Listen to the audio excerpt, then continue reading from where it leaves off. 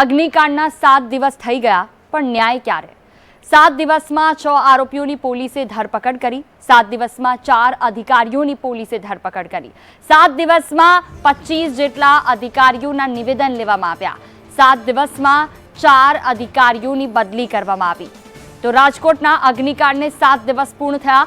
ગત શનિવારે સાંજે 5:34 કલાકે આ હત્યાકાંડ કહી શકાય સર્જાયો હતો અને 7 દિવસ થઈ ગયા વાતને. પરિવારોને ન્યાય ક્યારે એ સવાલ. જે રીતે તસવીરો આપને દર્શાવી રહ્યા છે અને અત્યાર સુધી કેટલી કામગીરી થઈ તે પણ આપને બતાવી રહ્યા છે.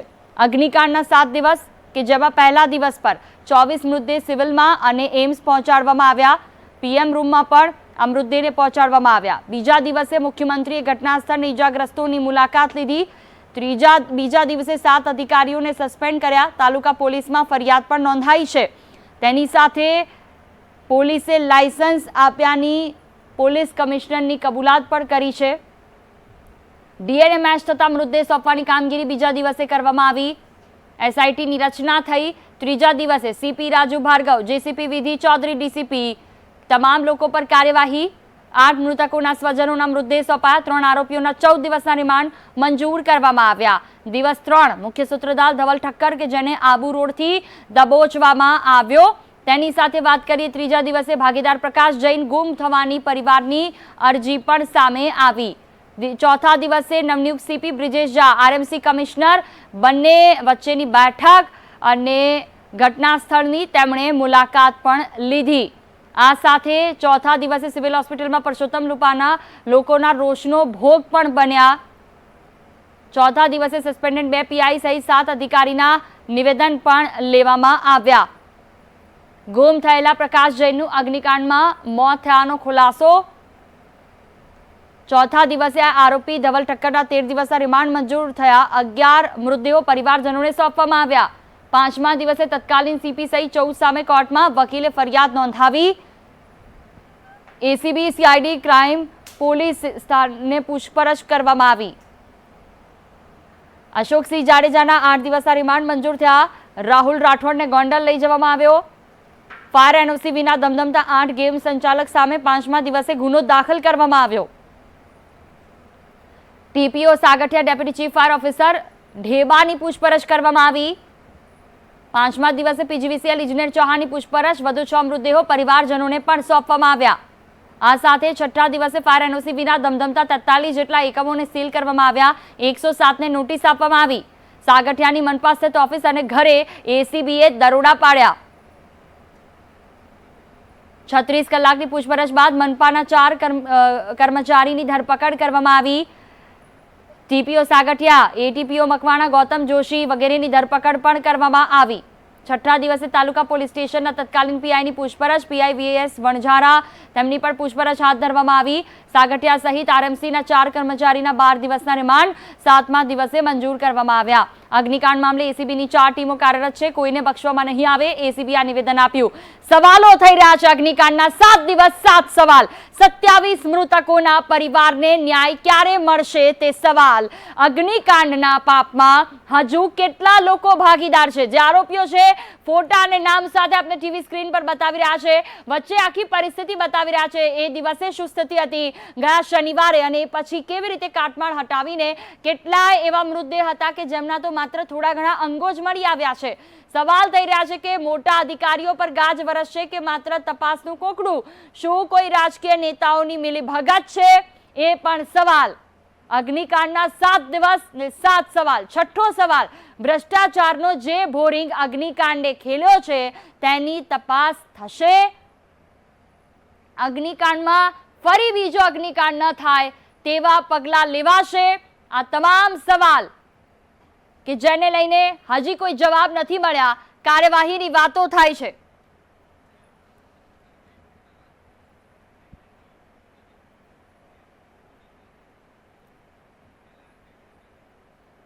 વરિષ્ઠ પત્રકાર અમારી સાથે જયેશભાઈ ઠકરાર જોડાયા છે. તેમની સાથે સીધા જઈશું. સાથે ગાંધીનગરથી હિરેન રાવલ પણ અમારી સાથે જોડાયા છે.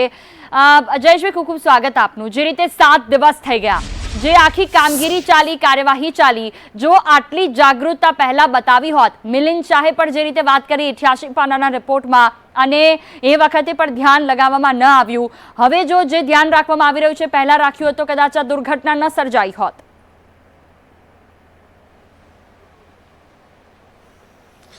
સૌપ્રથમ તો આ દુર્ઘટના નથી, આ સામૂહિક હત્યાકાંડ છે અને માત્ર 27 લોકોના મૃત્યુની જે આપણે વાત કરીએ છીએ, મૃત્યુ પામેલા 27 લોકો છે, પરંતુ એમના પરિવારના એવા અનેક લોકો છે કે જે લોકોનો પણ જીવનમાં કોઈ સાર રહ્યો નથી. એટલે સરકારી ચોપડા મૃત્યુઆંક કદાચ 27 હોઈ શકે, પરંતુ જેની જિંદગી ઝેર જેવી બની ગઈ છે એવા લોકોનો આંક ખૂબ મોટો છે. 7 દિવસ પૂર્ણ થયા છે અને તમે બરાબર આ જોઈ શકો છો કે મારી પાછળ આ ટીઆરપી ગેમ ઝોનનો જે કાટમાળ છે, આ કાટમાળની હેઠળ 7 દિવસ પહેલા જે રીતે અહીંયા લોકો, અત્યારે આ સમયની જો વાત કરીએ તો લોકો જીવતા હતા, પોતાના પરિવારજનોની સાથે વેકેશન માણતા હતા, ગેમ ઝોનના કર્મચારીઓ પોતાની ડ્યુટી બજાવી રહ્યા હતા, પરંતુ કમનસીબી જુઓ કે શનિવારની એ મનહૂસ સાંજ પડે છે અને એ કાટમાળમાં ફેરવાઈ જાય છે. હું આપને જણાવું કે અત્યારે હું 43 ડિગ્રી તાપમાનમાં પણ બહુ તાપ અનુભવી રહ્યો છું, મને તકલીફ થઈ રહી છે, પરંતુ આ એક કાટમાળ છે કે જેમાં લોખંડના પતરા, સ્ટીલની સીટ, આ બધું જ 800 ડિગ્રી તાપમાનમાં બળી ગયું છે અને એ નિર્દોષ લોકો, એમના હાડ માંસ લોચો વળી ગયા, ના તો હાડકા બચ્યા કે ના તો લોહીનું એક ટીપું બચ્યું. આજે 7 દિવસ થયા છે, મૃતદેહોમાંથી લોહીનું એક ટીપું નથી મળ્યું, એમના ચહેરાના અંતિમ દર્શન નથી થઈ શક્યા. પરંતુ આપણી કમનસીબી જુઓ કે આટલો સામૂહિક હત્યાકાંડ થવા છતાં આપણી આસપાસ જ હજુ હત્યારાઓ ફરે છે જે બહાર નથી આવી શક્યા, હજી એમના ચહેરાને બેનકાબ નથી કરવામાં આવ્યા. આ દુર્ઘટના કઈ પહેલી દુર્ઘટના તો છે નહીં અને ક્રૂરતાની ચરમસીમા તમે જુઓ કે સપ્ટેમ્બર મહિનામાં કુદરતે તો એક સંકેત આપી દીધેલો કે અહીંયા દુર્ઘટના થવાની છે, આગ લાગી અને જે રીતે ફાયર શાખાનો સ્ટાફ અહીંયા પહોંચ્યો, ફાયર શાખાએ જોયું કે ત્યારે પણ વેલ્ડિંગ થતું હતું, દુર્ઘટના સર્જાઈ શકે એમ હતી. આમ છતાં રાજકોટની નિષ્ઠુર અને ભ્રષ્ટ ફાયર શાખાએ ત્યારે એનઓસી ના માંગ્યું. રાજકોટના રાજ્યસભાના સાંસદ રામ મોકરિયા અત્યારે છાતી કાઢીને એમ કહે છે કે રાજકોટની ફાયર શાખાનો ફાયર ઓફિસર ઠેબા મારી પાસે મારો ફાયર એનઓસી પ્લાન પાસ કરવા માટે 70,000 રૂપિયા લઈ ગયો. તો રાજકોટના સાંસદ લાંચ દેવી એ પણ ગુનો છે અને જો ફાયર એનઓસી માટે સાંસદે તમને લાંચ આપવી પડે તો લોકોનું શું થતું હશે? જો ત્યારે જાગ્યા હોત તો કદાચ આ દુર્ઘટના ના થઈ હોત. બિલકુલ, ત્યારે જાગ્યા હોત આ દુર્ઘટના ના થઈ હોત. આપણી પાસે પાછા ફરીશું. હિરેન અમારી સાથે જોડાયા છે. જી હિરેન, આખી જે પરિસ્થિતિ અત્યાર સુધી સસ્પેન્ડથી લઈને એસીબીના પૂછપરછથી લઈને આઈએસ આઈપીએસની પણ હવે તો જે લખાણ છે તે લેવામાં આવી રહ્યું છે, ક્યાં સુધી આ કાર્યવાહી પહોંચી છે અને કેટલી ઝડપથી થઈ રહી છે?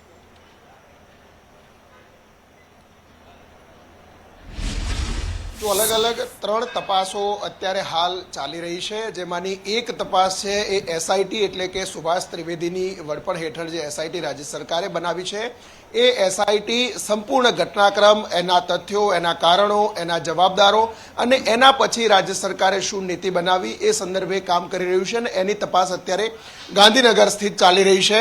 રાજકોટના પૂર્વ ડીસીપી અને રાજકોટ ગ્રામ્યના પૂર્વ એસપી બલરામ મીણા કે એમના કાર્યકાળ દરમિયાન એમણે કોઈ પણ પ્રકારે આ સંદર્ભે પોતાની જવાબદારી નથી નિભાવી, એ બલરામ મીણા અત્યારે હાલ પોતાનું નિવેદન લખાવવા માટે આ સ્ટેટ ક્રાઇમ કંટ્રોલ બ્યુરો છે ત્યાં પહોંચેલા છે અને એમનું નિવેદન લેવાઈ રહ્યું છે. આ જ પ્રકારે રાજુ ભાર્ગવ, પૂર્વ પોલીસ કમિશનર રાજકોટ, એમનું પણ નિવેદન લેવાયું છે. જે પોલીસ અધિકારીઓની ધરપકડ કરવામાં આવી છે, પીઆઈ ધોળા અને પીઆઈ વણજારા, એમની પણ અહીંયા પૂછપરછ કરી અને પરમ દિવસે એમને રાજકોટ પોલીસ અહીંયાથી લઈ ગઈ છે. એટલે આ એક તપાસ છે તે અત્યારે ગાંધીનગર ચાલી રહી છે.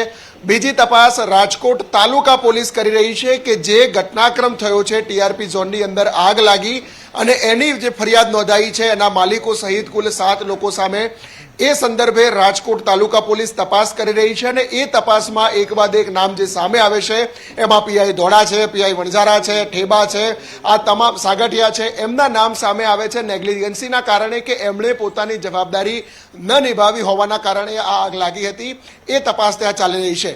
મેનવાઇલ ત્રીજી તપાસ એસીબીએ શરૂ કરી છે કે આ જે રાજ્ય સરકારના અધિકારીઓ છે, આરએમસીના અધિકારીઓ છે, જેની જવાબદારી હતી એમણે ફરજ નથી નિભાવી અને માત્ર કમિશન અને ટકાવારીના આધારે જ પોતાનું ઘર અને પેટ ભરતા હતા એવા લોકોની સંપત્તિ સામે પણ તપાસ શરૂ કરી છે. એટલે આ 3 તબક્કે તપાસ ચાલી રહી છે.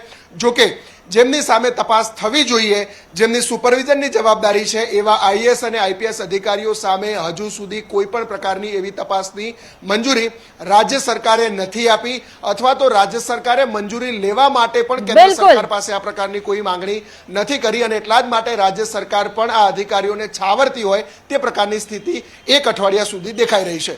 બિલકુલ બિલકુલ આપણી પાસે પાછા ફરીશું. જયજી, આપની પાસે આવું. જે રીતે આપે કહ્યું કે 7 દિવસમાં જે પરિસ્થિતિ બદલાઈ, 800 ડિગ્રીમાં એ લોકોના જ્યાં હાડકા પણ ન મળ્યા એવી પરિસ્થિતિ સર્જાઈ, એની સામે વાત કરીએ અધિકારીઓની. શું રાજકોટમાં કાર્યવાહી થઈ?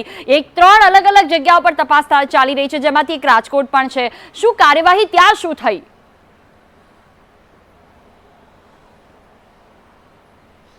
હું આપને જણાવી દઉં કે કાર્યવાહી દેખાડવા માટે તો ઘણી બધી થઈ છે. રાજકોટના મ્યુનિસિપલ કમિશનર અને 3 આઈપીએસ અધિકારીઓને ત્વરિત હાંકી કાઢવામાં આવ્યા છે.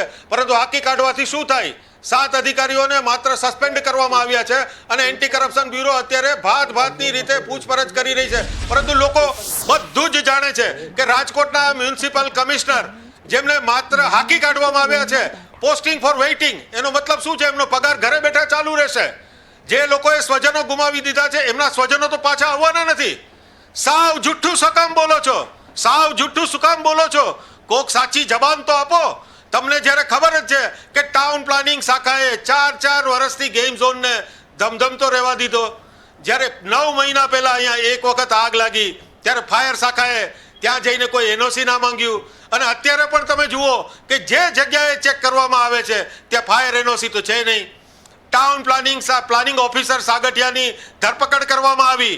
એની પાસે કેટલા ફાર્મ હાઉસ છે, પેટ્રોલ પંપો છે, એમનો 5 માળનો બંગલો જુઓ, એનો 300 વારમાં લક્ઝુરિયસ વિલા તમે જુઓ. આ બધી ભ્રષ્ટાચારની સંપત્તિ ઉપર અત્યાર સુધી તમારી કેમ નજર ના પડી?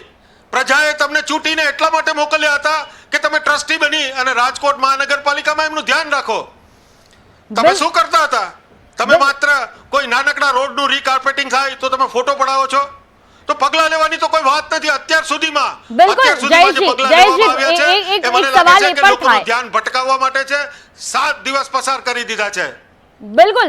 એક સવાલ એ પણ થાય કે એવું કહેવામાં આવતું હતું કે થોડા સમય પહેલા અહીંયા ગાડીનો શોરૂમ હતો અને એ પછી આ ઊભું કરવામાં આવ્યું. કમર્શિયલ હોય કે રેસિડેન્શિયલ બાંધકામ હોય જેમાં એક ફ્લોર પણ એક્સ્ટ્રા કરવા માટે એના માટે પરમિશન લેવાની હોય છે, ટેક્સ ભરવાનો હોય છે.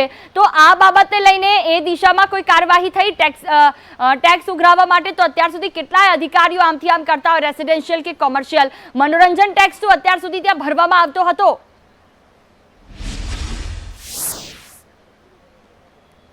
જો સૌ પ્રથમ તો હું આપને જણાવી દઉં કે જે જગ્યા ઉપર હું ઊભો છું, જ્યાં ગેમ ઝોન અત્યારે કાટમાળ બની ગયો છે, એ જગ્યા એક એવી જમીન 2 લોકોની પાર્ટનરશિપમાં જે જમીન હતી એમના એક ભાગીદારની તો હજુ ધરપકડ થઈ નથી. અને જે કાટમાળ આપ નિહાળી રહ્યા છો ત્યાં ગેમ ઝોન સરકારી ચોપડે તો બોલતો નથી. ત્યાં રાઇડ માટે માત્ર પોલીસ વિભાગ પાસે મંજૂરી માંગવામાં આવી હતી અને એ પણ યાંત્રિક વિભાગ R&Bનો એમને અભિપ્રાયો આપ્યા હતા, એમના આધારે મંજૂરી આપવામાં આવી. એટલે તમામ લોકો જવાબદાર છે.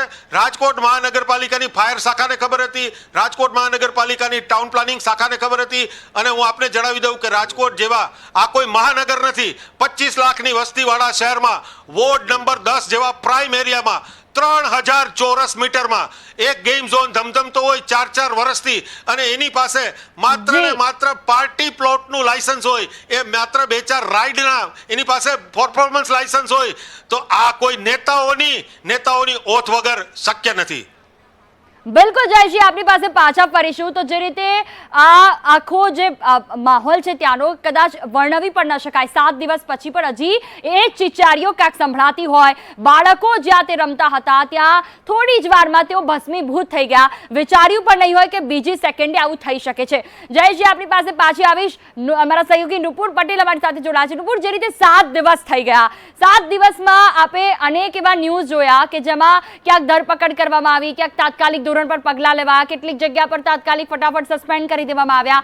આ તમામની વચ્ચે હવે જોવાનું એ રહે છે કે આટલાથી સંતોષ માની લેવાય છે કે મોટી કાર્યવાહી થશે, કેમ કે હજી 3 આરોપી બાકી છે. બિલકુલ જુહી, આગળ શું થશે એ તો આગળની વાત છે, પણ આ સવાલ એ છે કે આ 7 દિવસ થઈ ગયા છે. આ 7 દિવસની અંદર કાર્યવાહી શું કરવામાં આવી છે એ સૌથી મોટો સવાલ છે. હમણાં જયેશભાઈએ જે વાત કરી કે અધિકારીઓને સસ્પેન્ડ કરવામાં આવ્યા છે પણ એમને વેઇટિંગમાં મૂકી દેવામાં આવ્યા છે, એમનો પગાર એમનેમ ચાલુ છે. 7 દિવસની અંદર કાર્યવાહી શું થઈ, કેટલી થઈ, એ સવાલ સૌથી મોટો છે. કારણ કે એ સવાલ ત્યાં આગળ આવીને અટકે છે કે તમે 7 દિવસની અંદર કાર્યવાહીના મોટા મોટા દાવા કરો છો, તમે કહો છો કે કોઈને પણ અમે છોડીશું નહીં, દર વખતે આ જ વાત કરો છો કે કોઈ પણ ચમરબંધીને છોડવામાં નહીં આવે, તો પછી સવાલ એ ઊભો થાય છે કે આખરે 7 દિવસની અંદર કેમ હજી કોઈ પરિણામ નથી દેખાતું. હજી એક આરોપી છે, એને ઝડપવાનો હજી પણ બાકી છે, કેમ હજી સુધી કોઈ પરિણામ આ 7 દિવસની અંદર નથી દેખાતું? એ સવાલ સૌથી મોટો છે. તમે અધિકારીઓને સસ્પેન્ડ કરો છો, અધિકારીઓની ધરપકડ કરો છો, પણ એ અધિકારી કોણ છે? ટાઉન પ્લાનર છે. હા, એક ટીપીઓ સાગઠિયા જે 10 વર્ષથી અડ્ડો જમાવીને બેઠા છે, એમને ઝડપ્યા છે, પણ ક્રાઇમ બ્રાન્ચ પણ એમને જુહી હથકડી પહેરાવતા ક્રાઇમ બ્રાન્ચના પણ હાથ ધ્રુજે છે. એ સંદેશ ન્યૂઝે બતાવ્યું છે. 7 દિવસની અંદર તમારી આ કાર્યવાહી છે. 7 દિવસની અંદર ન્યાય અપાવવો હોય તો ગુજરાત પોલીસ, ગુજરાતનું તંત્ર અને ગુજરાતની સક્ષમ સરકાર છે કે ગમે તે કરી શકે છે, પણ 7 દિવસની અંદર હજી જોઈએ એવી કાર્યવાહી નથી દેખાઈ રહી. જોઈએ બિલકુલ, આપણી પાસે પાછા આવીશું. સીધા જઈશું જયેશજી પાસેથી. જયેશજી, જે જગ્યા પર આપ ઊભા છો અત્યારે 43 ડિગ્રી તાપમાન છે, એ વખતે તો શું પરિસ્થિતિ હતી આપે સૌ કોઈએ જોઈ છે. કેવું ત્યાં ઊભા પછી એક સવાલ થાય કે 7 દિવસ થઈ ગયા, પરંતુ હજી એ માહોલ શું આપની આસપાસ આપને લાગે છે કે ફરતો હોય, કે જ્યાં બાળકો બૂમો પાડતા હોય એ પતરાની અંદરથી કે કોઈ એમને બહાર કાઢીને લઈ જાય, કાશ અમારો જીવ બચી જાય?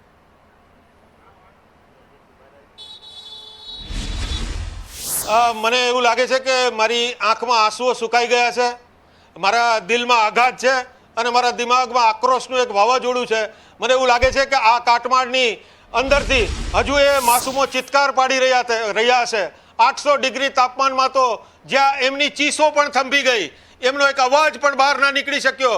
અને હું અત્યારે આ જે દુર્ઘટના છે એમાં મારી જાતને એ રીતે મૂકી રહ્યો છું કે આ જ કાટમાળની હેઠળ જે મૃત્યુ પામ્યા છે, કદાચ એ મારા સીધા સ્વજનો નથી, પણ હું ચોક્કસપણે એક રાજકોટવાસી તરીકે મહેસૂસ કરું છું કે હું 25 વર્ષથી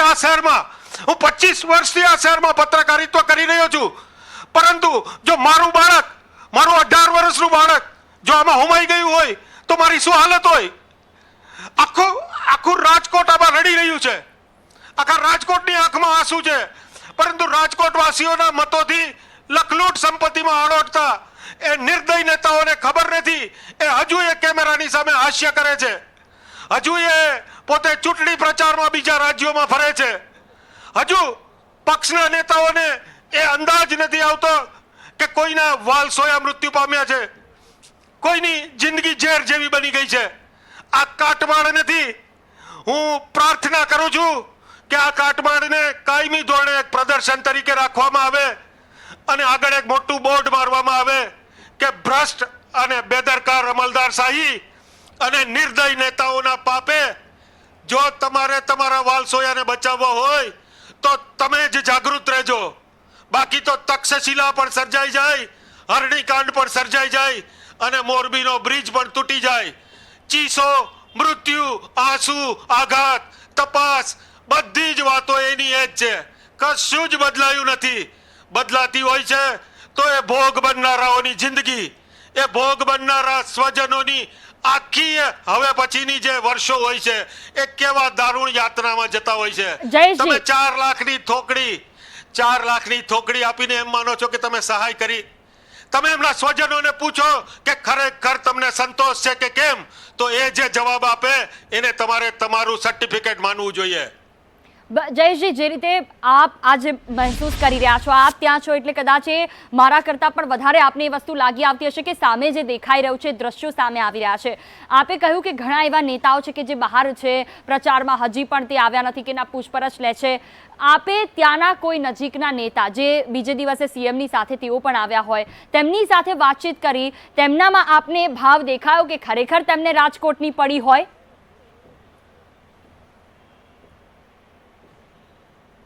બિલકુલ સંવેદનહીન, બિલકુલ નિષ્ઠુર અને બિલકુલ પોતાની જાતને બચાવવા મથતી નેતાગીરી.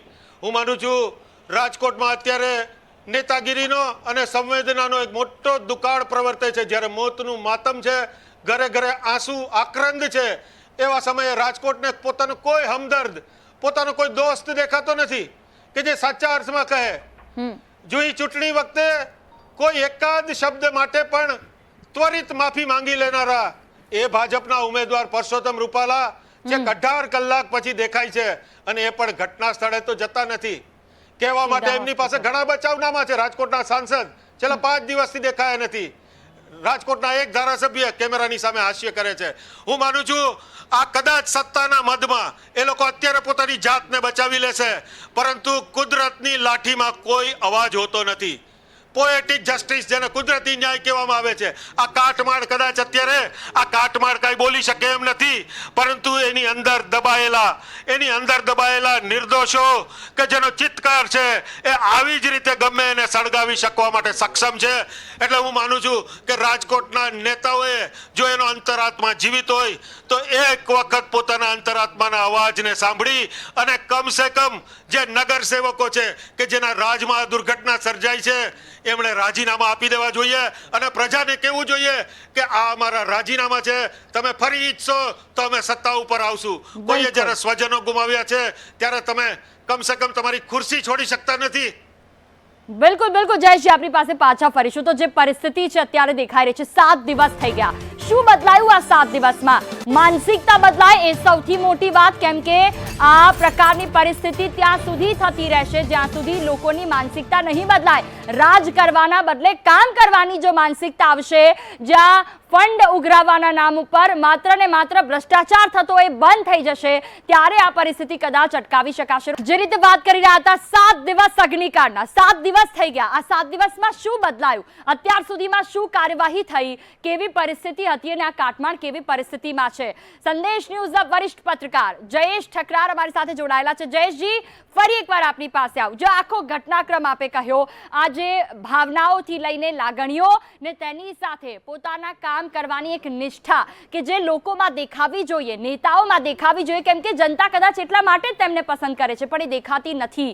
અને આ જ પરિસ્થિતિની વચ્ચે જો કોઈ પણ નેતા હોય, ધારાસભ્ય હોય, કાર્યકર્તા હોય, ભારતીય જનતા પાર્ટીને જોઈ લે કે જ્યાં વિશ્વાસની વાતો આવે છે કે અહીંયા તો મોટો નેતા પણ નાનામાં નાનો કાર્યકર, શું એ નાના કાર્યકરો અત્યારે ત્યાં દેખાય છે કે ત્યાં એ કાટમાળ જોવા માટે આવતા હોય, ફરી કોઈ પરિસ્થિતિ આવી ન થાય એના માટે કોઈ બીજી બિલ્ડિંગ જોવા માટે જતા હોય?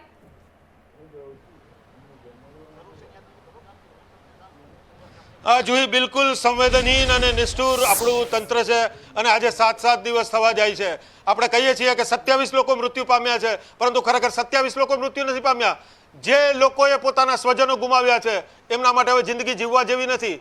એ લોકો માટે આખી જિંદગી ઝેર જેવી બની ગઈ છે. અને તમે યાદ રાખો કે જ્યારે સરકાર કે જ્યારે અમલદારો, આખું તંત્ર જ ભ્રષ્ટ, બેજવાબદાર, નિષ્ઠુર અને નિર્દય હોય, ત્યારે એક વ્યક્તિ પોતે પોતાનું વાલસોયું સ્વજન ગુમાવે ત્યારે એમના દિલમાંથી ચિત્કાર ઉઠે અને એક પોકાર એવો ઉઠે કે હવે આ સિસ્ટમની સામે હું બગાવત કરીશ.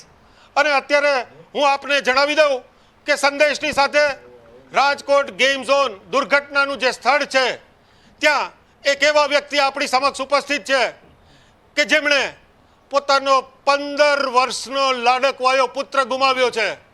આ એક એવા પિતા છે કે પિતાનું સંપૂર્ણ જીવન જ એમનો પુત્ર હતો. આજે આપણે અને સંદેશના તમામ દર્શકો એક વખત એવું મહેસૂસ કરે કે આ દુર્ઘટનામાં તમે તમારો પુત્ર ગુમાવ્યો છે અને પછી તમે આ ઘટનાનું મૂલ્યાંકન કરો, તમારું કાળજું કંપી ઉઠશે. તો હું સૌ પ્રથમ મારી સાથે છે શ્રી પ્રદીપસિંહભાઈ. આપણે અત્યારે 7 દિવસ પૂર્ણ થયા છે અને આ ગેમ ઝોન દુર્ઘટનાનો એક કાટમાળ એ જગ્યાએ ઊભા છીએ જ્યાં આપણે આપણા લાડકવાયા સ્વજનોને ગુમાવ્યા છે. તમને 7 દિવસ પછી કેવું મહેસૂસ થઈ રહ્યું છે? જો દેખાય છે સામે લોખંડના પાઇપ પડી ગયા છે. હવે તો એમાં આપણા જે પુત્ર હતો કે બીજા ફેમિલીના જે 4 મેમ્બર હતા એનું શું દશા થઈ હશે કે આમાં કોઈને અવાજ નીકળો છે નથી નીકળો કે પછી આમાં શું થયું છે એ આ બધું જોઈને લોખંડના પાઇપ જ્યારે વળી ગયા છે. આવી તો કઈ વસ્તુ હતી અંદર બ્લાસ્ટ થયો, ગેમ ઝોન હતું કે બ્લાસ્ટ ઝોન હતું કોઈ ખબર નથી પડતી આપણને. જે પ્રકારે આ ગેમ ઝોન દુર્ઘટનાનો કાટમાળ કે જ્યાં 800 ડિગ્રી તાપમાન થઈ ગયું અને લોકો પોતે પોતાનો જીવ બચાવવા તો શું ચીસ પાડવા જેટલી પણ અવસ્થામાં નહોતા. અને ત્યારે પ્રદીપસિંહભાઈના એ શબ્દો પૂરું ગુજરાત નહીં પૂરી દુનિયાએ જોયા છે કે જો ગુનેગારોને સજા નહીં કરવામાં આવે તો હું સજા કરીશ. પ્રદીપસિંહભાઈ, આવી પરિસ્થિતિમાં 7 દિવસમાં જે પ્રક્રિયા સરકાર દ્વારા કરવામાં આવી છે, જે અમલદારો બહાર આવી રહ્યા છે, એમની સંપત્તિના દ્રશ્યો આપણે જોઈ રહ્યા છીએ અને પગલાં વિશે વાત થઈ રહી છે. આપ આખી ઘટનાને કઈ રીતે જુઓ છો? મને કોઈની સંપત્તિથી કાંઈ મતલબ નથી. કોણ ભ્રષ્ટ છે કોણ સારું છે એનાથી મારે કાંઈ લેવા દેવા નથી. આજે અત્યારે જે તપાસ ચાલે છે કે જે ચાલે છે આમાં બધા નાના માણસો છે મોટા માણસો છે બધા છે. અત્યારે તો કેને કેટલા મોટા માથાને કેવી રીતના કેને એડ કરવા એ લોકો સરકાર એમાં તપાસ કરે છે. ખરેખર તપાસનું કામ આટલા દિવસ ન હાલવું જોઈએ. 2-3 દિવસમાં જે છે બધા જે અત્યારે જેને સસ્પેન્ડ કર્યા છે, આપણે એવું નથી કહેતા કોઈ હવલદારને સસ્પેન્ડ કરો. જેને સસ્પેન્ડ કરો છો એને પહેલાં એના ઉપર એફઆઈઆરમાં એડ કરો. એફઆઈઆરમાં એવું તમે કોઈ કલમ એડ કરો કે એ લોકોને કોઈ જામીન જ્યાં સુધી અંદર છે ત્યાં સુધી કોઈ જાતના એને જામીન ન મળવા જોઈએ. આપણી સરકારમાં એક ગુનો એવો છે કે આના ઉપર આને 10 વર્ષની સજા છે. તો એની પાછળ 100 એવા રસ્તા છે કે ભાઈ એને માટે છૂટવા માટે 8 મહિનામાં 10 મહિનામાં 5 મહિનામાં જામીન મળે છે. તો એવી કોઈ આમાં છે જ ના. જે સુરતવાળું કાંડ થયું કે આ કોઈ જે પણ કાંડ થયા છે એ લોકો હજી 5-5 વર્ષથી લાઈનમાં બેઠા છે બધા કે ભાઈ આમ થાય છે ઓલું થશે. બરાબર, પ્રેમથી પૈસા વાપરીને બધા બહાર નીકળી જાય છે. જો હવે નીકળી જાય છે બધાને નીકળવા દો. મારી બીજી કોઈ માંગણી નથી. હું મારી રીતે પહેલાં કાયદાકીય લડત લડીશ, પછી વચ્ચેની વાત આગળ જેવો સમય હું કરીશ. આગળ મારે કરવાનું છે એ બધું.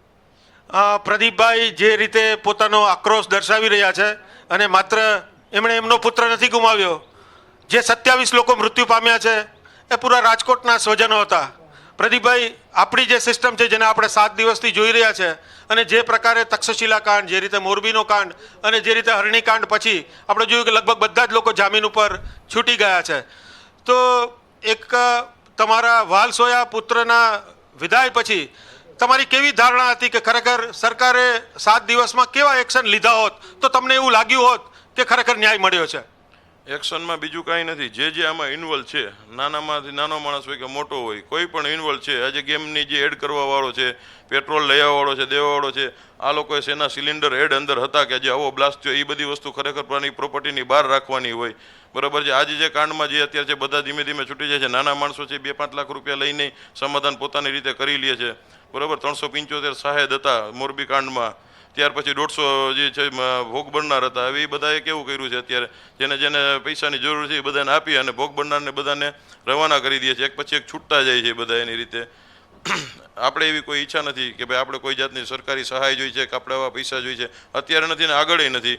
અત્યારે આપણી ઈચ્છા એવી છે કે ભાઈ જે તમે એડ કરો છો, જેના નામ લ્યો છે બધા ઉપર પહેલાં તો એફઆઈઆરમાં એડ કરો. એને એફઆઈઆરમાં કોઈ એવી કલમ નાખો જ્યાં સુધી કેસનું પૂરું ન થાય ત્યાં સુધી આમાંથી કોઈ બહાર ન નીકળે. એવી કોઈ કલમનો એડ કરો, કોઈ નવો કાયદો મૂકો એમાં કે ભાઈ આવી કોઈ પણ વસ્તુ બની છે તો એમાં જ્યાં સુધી એનો કેસ પૂરો ન થાય ત્યાં સુધી કોઈ જેલની બહાર ન આવે. એ પછી કોઈ પણ માણસ હોય.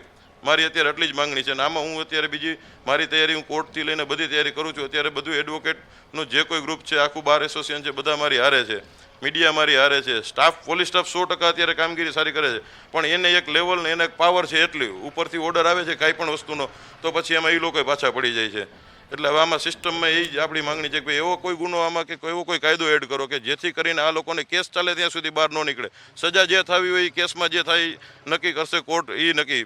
હું મારો સ્પેશિયલ પીપી અત્યારે તુષારભાઈ ગોકાણી છે જે સરકાર તરફથી રાખ્યા છે. હું સુરેશભાઈ ફળદુ છે એને મેં મારા તરફથી રાખ્યા છે. હજી મારી માંગણી એવી છે કે એક તો કેસને ફાસ્ટ ટ્રેક કોર્ટમાં ચલાવો અને એક મને સ્પેશિયલ પીપી મારો હક છે રાખવાનો. મને એક સ્પેશિયલ પીપી હજી હું રાખીશ અને જોઈ છે મારે. એના માટે હું જે લડત કરવી પડે એ કરીશ અને 24-48 કલાકમાં જેનું રિઝલ્ટ લઈ આવી દેખાડીશ તમને લોકોને. જે પ્રકારે આ દુર્ઘટના થતી હોય છે ત્યારે અધિકારીઓ તો હજુ પોતાના તોરમાં હોય, પરંતુ લોકોના મતથી ચૂંટાયેલા નેતાઓ, એમનું કામ છે લોકોના આંસુ લૂછવાનું, એમની મદદે આવવાનું. જ્યારે એક એકલવીર તરીકે પ્રદીપભાઈ પોતાના પુત્રના ન્યાય માટે વાત કરી રહ્યા છે તો આપણે રાજકોટમાં જોયું છે કે કેમેરાની સામે રાજકોટના ધારાસભ્ય હસતા હોય તો આખું શહેર એટલું બધું દુઃખમાં ડૂબી પડે કે મોતનું માતમ પણ જળવાતું નથી. આપણા ભાજપના ઉમેદવાર જે છેક 18 કલાક પછી દેખાયા, સાંસદો દેખાતા નથી. તો એક માનવી તરીકે, એક શહેરીજન તરીકે આપણને આક્રોશ થતું હોય તો આજે હું પ્રદીપભાઈ આપને પૂછવા માંગુ છું કે આવી ઘટના બની ત્યારે કોઈ ધારાસભ્ય હસતા હોય કે કોઈ જે કેમેરાની સામે પબ્લિસિટી સ્ટન્ટ કરતા હોય તો એક સ્વજન તરીકે તમારા દિલમાં ત્યારે કેવી લાગણી થાય છે? મારું એક ચોખ્ખું ક્લિયર અને નેટ હું તમને નિવેદન આપું, હું કોઈ મીડિયામાં હાઇલાઇટ થવા માટે કે ઓલા માટે આવ્યો નથી. કોઈ હસે છે, કોઈ રોવે છે, એનાથી મને કંઈ મતલબ નથી. મારે કોઈ ધારાસભ્ય, કોઈ સંસદ સભ્યની સિમ્પતિ કે કોઈ જોતું નથી. જો ખરેખર કોઈને હેલ્પ જ કરવી છે અને ખરેખર કામ જ આવવું છે તો આપણી જે માંગણી છે એ સ્વીકારે. જેમ 24-48 કલાકમાં જે પીપી અત્યારે તુષારભાઈ ગોકાણી છે મારા મિત્ર છે, એવું નથી, મને એનાથી કોઈ વાંધો નથી. એવા આપણા સ્પેશિયલ પીપી આપણે 24-48 કલાકમાં આપે અને કાયદાની વ્યવસ્થામાં મારી લડતમાં મને પૂરો સહકાર આપે. મારે કોઈની બીજી સિમ્પતિ જોતી નથી. અને જો ન મળે તો પછી મારું કામ આગળનું ક્લિયર નેટવર્ક જે છે અને જે મારે કરવાનું છે એ મારું ક્લિયર છે, મારે શું કરવું છે. રાજભાનો આપણે ફોટોગ્રાફ્સ જોયો અને રાજભા વિશે આપણે ઘણી બધી વાતો સાંભળી, આપણું હૃદય કંપી ઉઠે. અને અત્યાર સુધી પ્રદીપભાઈએ ન્યાય વિશે, પોતાની ખુદની લડાઈ વિશે ખૂબ વાત કરી, પણ રાજભા અને એમના જેવા જે સ્વજનો, જે લોકોએ ગુમાવ્યા છે, બધા પોતપોતાના પરિવાર માટે રાજ દુલારા હતા. તો પ્રદીપભાઈ, આપને હું એક પિતા તરીકે હું પણ આપણે પૂછવા માંગુ છું કે પૂરું શહેર જાણવા ઈચ્છે છે કે એક પિતા તરીકે આપ પોતાના પુત્રને જે આપે ગુમાવ્યો છે એ રાજભા વિશે આજે શું કહેશો? એ રાજભા તમને કેવી રીતે યાદ આવે છે?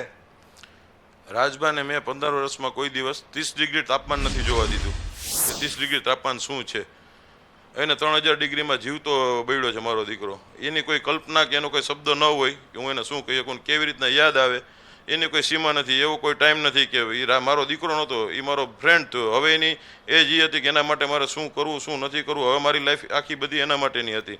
મેં મારી લાઈફ તો જીવી લીધી હતી. હવે 15 વર્ષનો થયો, એના માટે આગળ કઈ મેચ્યોરિટી એનામાં 1 વર્ષમાં હવે આવી હતી. બાકી એને કોઈ વસ્તુ મેચ્યોરિટી જોઈએ જ નથી. એને ડર શું છે એ ખબર નથી. નહીંતર મારો દીકરો ભાગીને નીકળી ગયો હોત એને જો ડરની ખબર હોત તો. મેં એને કોઈ દિવસ બીજો ડર શું છે કે કોઈ વસ્તુ જોવા નથી દીધી. અને એ હું વર્ણવી ન શકું કેવી રીતના યાદ આવે છે. એ મારી તાકાત નથી અત્યારે બોલવાની એવી.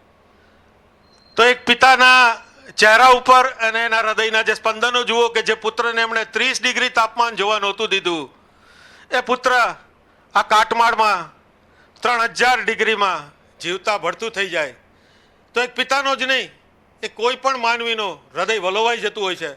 આપણે પ્રદીપભાઈ અને એમના પરિવારને આ દુઃખના સમયે, આ આપત્તિના સમયે એમને હિંમત માટે ભગવાનને પ્રાર્થના કરીએ. અને એમણે એક નહીં 5 સ્વજનો ગુમાવ્યા છે. તો ખરેખર દાદ દેવી પડે કે 5 લોકો ગુમાવ્યા પછી એ હિંમતભેર આપણી સામે ઊભા છે અને પૂરા સમાજની અને આ તમામ ભ્રષ્ટ અધિકારીઓ અને નિષ્ઠુર નેતાઓની ફરજ બને છે કે બીજા કોઈનું નહીં પરંતુ આ પિતાના જે શબ્દો છે એને પથ્થર કી લકીર ગણીને યાદ રાખે. કુદરતનો ન્યાય કોઈને છોડતો નથી. એ ગોવિંદ ટીલાડા હોય, પર રમેશ ટીલાડા હોય, પરસોત્તમ રૂપાલા હોય, એ લોકોએ જો એનામાં અંતરાત્મા હોય તો અહીંયા આવી અને જે વિક્ટીમ છે એમના પરિવારને પૂછવું જોઈએ કે બોલો તમારે કેવો ન્યાય જોઈએ છે. અમે તમારા નેતા છીએ, તમને સંતોષ થાય એવો ન્યાય અમે તમને અપાવીશું. એ નેતાની એ ફરજ છે. પરંતુ આપણી કમનસીબી છે કે નથી આપણી પાસે એવી નેતાગીરી કે નથી આપણા નેતાઓ પાસે એવો અંતરાત્મા.